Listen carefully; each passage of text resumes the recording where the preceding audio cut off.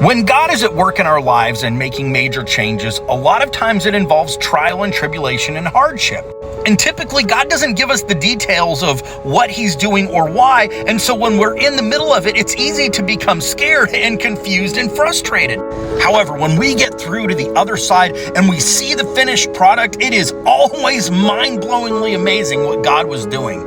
Over the last 3 years, that's what God's been doing to me. I used to run a nonprofit mechanic company where I fixed cars for people for free as a way to share the love of God with people. But then 34 months ago, I had a gnarly injury that caused long-term damage throughout my body. I ended up with permanent nerve damage. I couldn't walk for 2 years. My right leg was almost amputated. Neither of my hands work right anymore. This has been a long, hard journey, and while I'm doing way better than I was before, I will never be able to go back to being a mechanic. But here's the thing, God has used the medical stuff that's going on with me to transition me into full-time online ministry. When I ran the nonprofit mechanic company, I lived by faith and followed Jesus and was able to minister to 1 or 2 people at a time. But now I get to minister to tons of people on a regular basis and teach them to live by faith and follow Jesus so that they can minister to even more people.